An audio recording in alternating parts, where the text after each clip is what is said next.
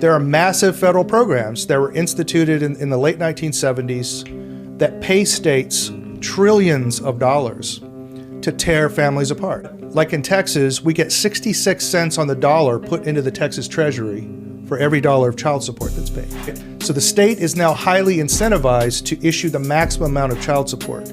Almost all divorces got 50-50 prior to the 1980s, and there was this skyrocketing of divorces where one parent loses custody, and that was to maximize Title IV-D reimbursements to the states. The state is profiting off of child support? Correct. And in most states, the Judicial Retirement Fund is funded from this money.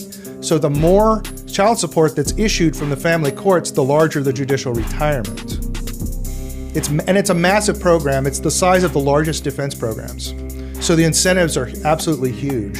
Even married people, to get them to break up and then have to pay each other child support? Absolutely, absolutely, yeah. So, because you would think the best child support would just be 50-50 custody and let people raise their kids. The best child support is to raise your own kid. That's the best child support. But they don't do that. Most states actually have laws prohibiting the courts from doing that. Texas has a family code in which it's assumed to be in the child's best interest that one parent get 24% of the time.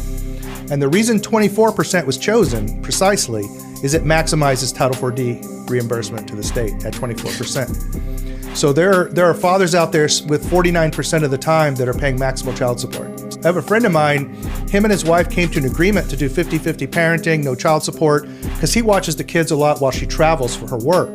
And so it all worked out, and they decided it's just better to do it this way. The state of Texas sent an attorney to argue in the case that they should not be allowed to do 50-50 custody. I read a story about some celebrity guy who had to pay massive child support, and then he and the wife both went to the court together as friends and said, hey, he's no longer working and doesn't have this money anymore, so we both agree it should be lower, and the court said no. They won't do it. Because they get a cut. They get a huge kickback, yeah. Title IV-E pays the states to adopt out orphans. Whenever CPS takes a child from someone and then adopts them into a good family, they get Title IV-E reimbursement funds, and it's a lot of money. It's like $50K per child. The state gets that money? Yes, it goes into the state budget. And where does it come from? Federal government. Interesting. Yep. Massive incentives to split up families. So now you have the majority of children in America are being raised in fatherless homes. We passed 50%. It sure does seem like there is a system in place, whether intentional or not, to reduce the population. But also to reduce the political power of the middle class. Right? If you've been to Europe, most of you have been to Europe. I've been to Asia a lot as well. Nobody cares about free speech there. Yeah. Nobody cares about gun rights there.